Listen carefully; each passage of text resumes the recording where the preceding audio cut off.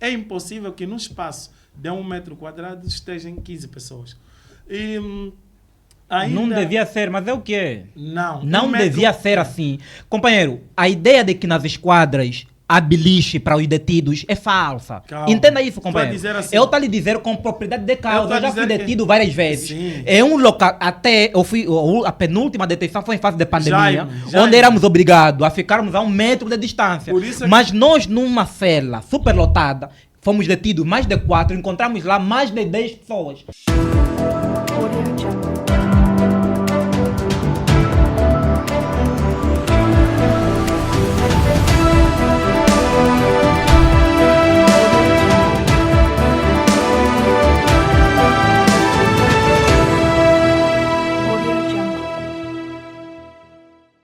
As condições e mortes nas cadeias de Luanda.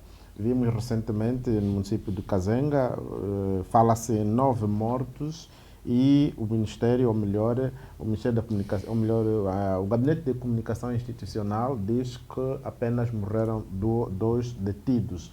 E também vimos no princípio do ano morte de um jovem numa das cadeias, também no bairro Operário, no município do Sambizanga. Dr. Emanuel dos Santos, como é que estão as cadeias a nível do país? Qual é a análise que faz? Para não falarmos só de Luanda. Bem, na verdade, há necessidade... Bem, há necessidade em função, não é? Da segurança das comunidades, há necessidade de se ter mais esquadras nas localidades. E então o governo, digamos, vai criando estratégia no sentido de conseguir colocar uma ou outra esquadra nas comunidades. E muitas dessas esquadras têm sido de formas adaptadas. Quer dizer que as condições, não é? Não são aquelas que permitem, às vezes, deter ali as pessoas por muito tempo, e também não facilita naquilo que é o próprio trabalho em si. Portanto, dentro daquilo que é a agenda do governo, como podemos ver, e está a olho nu e aberto para todos, naquilo que são os programas do PIM, que é o Programa Integrado de Intervenção aos Municípios,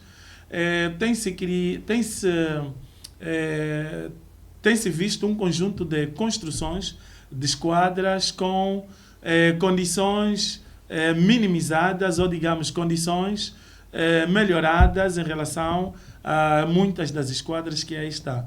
Isso também vai facilitar que muitas destas mortes venham acontecendo. Apesar de que também, não é? Bem, mas a questão das condições... As esquadras em Luanda não estão superlotadas, o que leva, segundo o Gabinete de Comunicação Institucional, era o excesso de calor.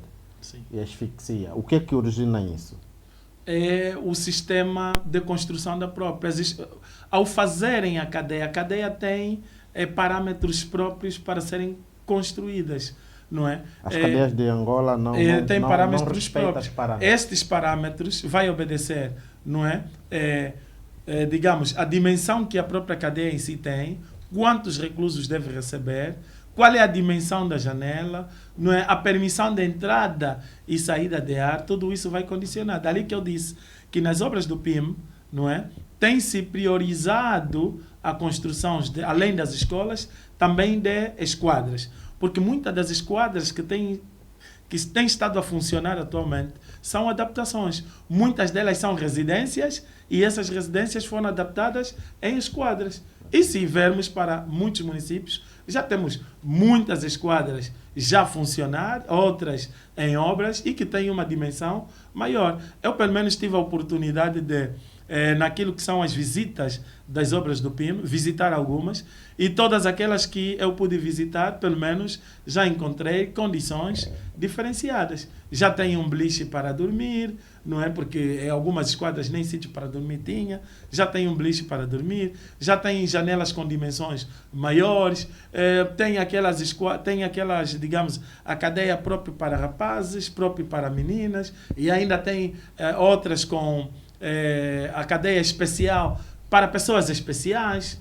Então, são essas questões todas. Jaime MC, como jurista e tem andado por várias cadeias, agora, quais são as causas? Uma questão, né? Agora, aqui também é importante apelar, não é? Apelar os ativistas, os associativistas, a comunidade em si, a criarem também mais atos de moralização à sociedade para que se diminua o nível de crime nas comunidades e tenhamos menos pessoas presas. Ok. O doutor disse ao longo da sua locução que está-se a construir mais esquadras. Não seria o inverso moralizar a sociedade, criar políticas para emprego, do que construir esquadras?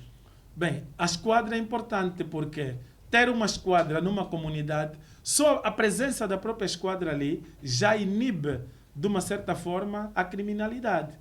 E, como disse, algumas esquadras são de forma adaptada. É casa que tornaram esquadra. E não há capacidade para albergar um número suficiente de efetivos. Então, logo, com uma esquadra maior, uma esquadra com mais comodidade, uma esquadra com efetivos que possam girar o bairro todo, facilita, não é? E não só ter a esquadra, mas também ter ali o carro da polícia, chamada patrulha, porque só o giro da patrulha na comunidade inibe também, de certa forma, o índice de criminalidade. Porque se olharmos uma boa parte das áreas onde o índice de criminalidade é mais elevado, são aquelas áreas em que ou não tem uma esquadra, ou se tem uma esquadra, aquela esquadra não tem carros de patrulha para o patrulhamento. As vias de acesso também dificultam. Okay, depois voltamos a essa questão. Já me tem andado pelo interior do país também. Quais são as causas das mortes nas celas de Luanda, sobretudo, onde há mais relatos? Pronto, as causas são varíssimas. A primeira, que é a mais citada por todos os lados por onde passamos, é a sobrelotação, né? As esquadras de Angola, infelizmente, não servem nem para reeducar caprinos na Europa. Eu falo isto porque acompanho isto do meu trabalho, estou ligado ao escritório de advogados Olabambi Associados, sou ativista de direitos humanos, monitor de direitos humanos e particularmente já fui preso várias vezes nas mais de 10 esquadras e cadeias por onde passei, de 2011 para aqui, o que vivenciei é desumano. No entanto, uma cela de 1 metro quadrado com 15 pessoas de idades diferentes, no entanto com o tipo legal ou de crimes completamente diferentes. Isso tudo conta, de certa forma. No entanto, temos a questão da superlotação e, como se não bastasse, a falta de tratamento humano contra os criminosos, ou seja, os detidos. Muitos desses que ficam nessas esquadras não têm, se calhar, um processo crime.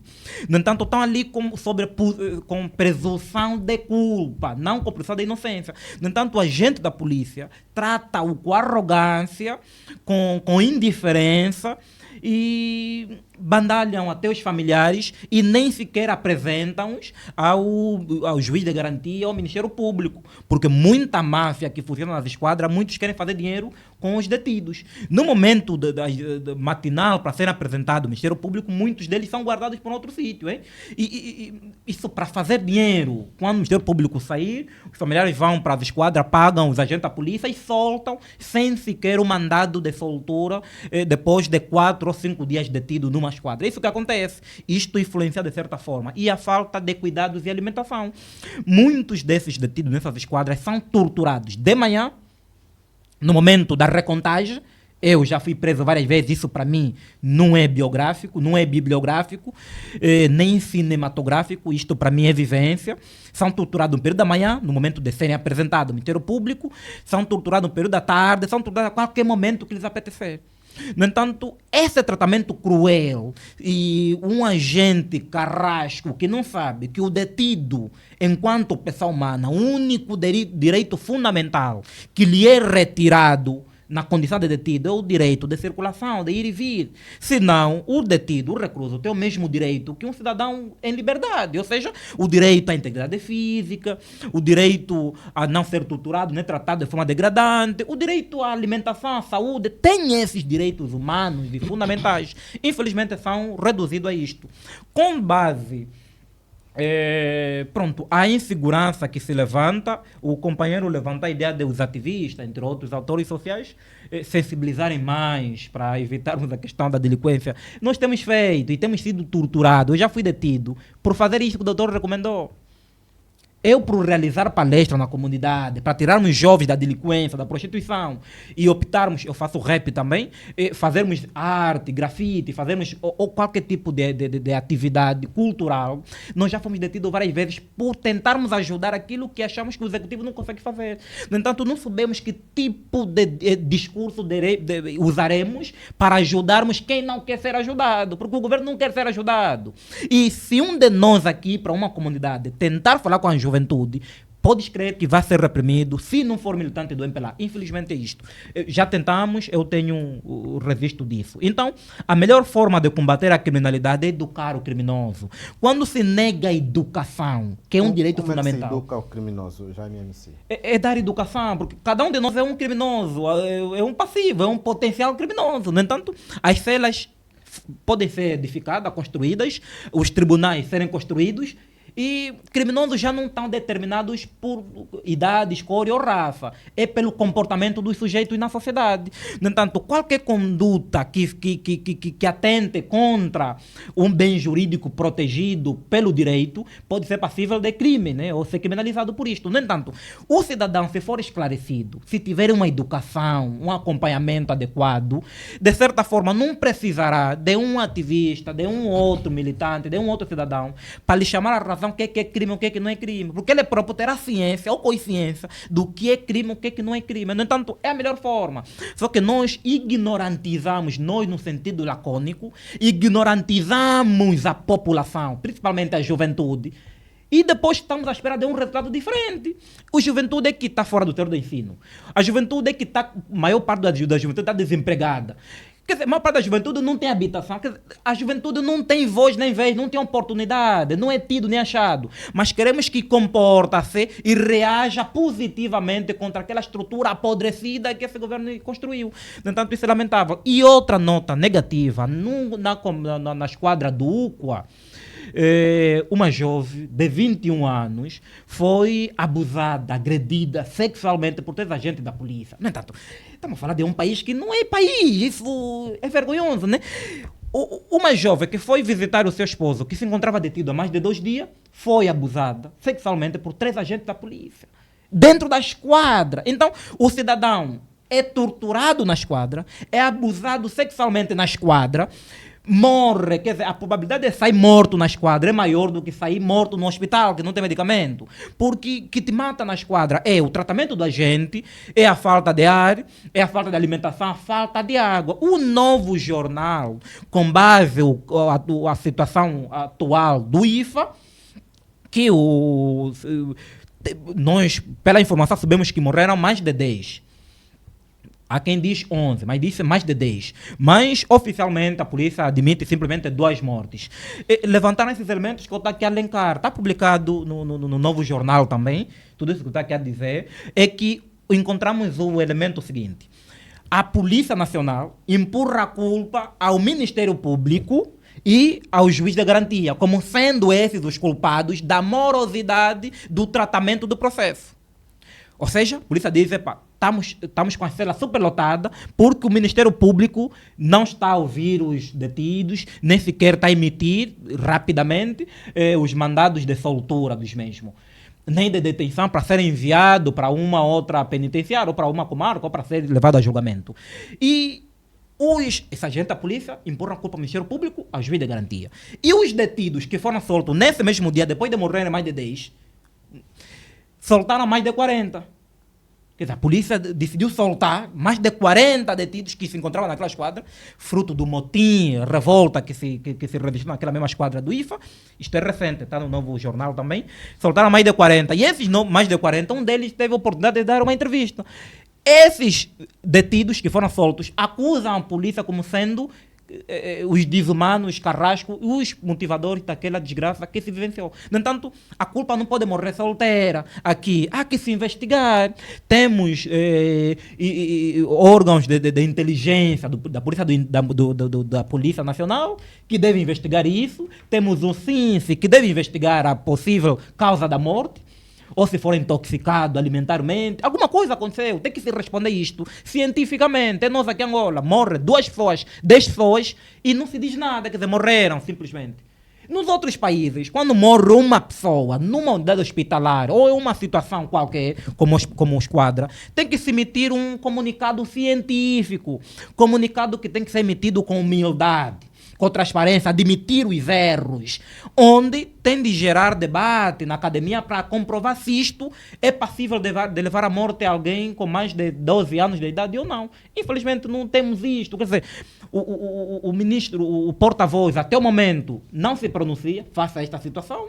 Se fosse o contrário, se fosse um manifestante a jogar alguma coisa, ou mal entendido, já veríamos o porta-voz do Ministério da Polícia a diabolizar, a ridicularizar os ativistas, entre outra coisa. Mas nesse momento ninguém diz nada. São vidas humanas, são cidadãos. Não estamos a dizer que aqueles que morreram na esquadra são ativistas cívicos. Não, pode ser filho de qualquer agente da polícia. Pode ser filho, muito daqueles, de militantes do MPLA. Para nós é vidas humanas que nos interessam, não filiação partidária, ou cor, ou idade dessas pessoas que morreram.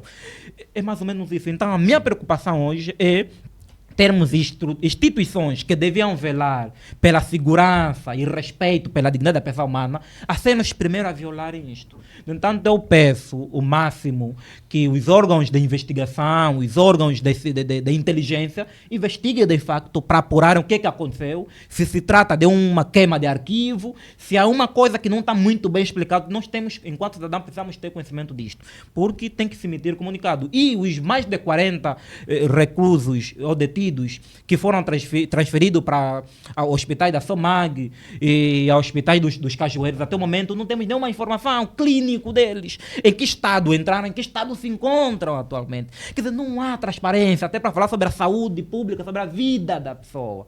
Então estamos nesse país de incerteza que entristece-me. A esquadra devia ser, no mínimo, um local de moralidade, de reserva moral, e não um local de abusar sexualmente mulher grávida dentro do interior de uma esquadra. Isso é lamentável, espero que a gente reveja isso. Quero aqui aproveitar a deixa do Jaime para dizer o seguinte: podes até ter razão, não é, em determinados aspectos, mas é importante que também haja uma certa moderação na forma como vai falando no seguinte aspecto.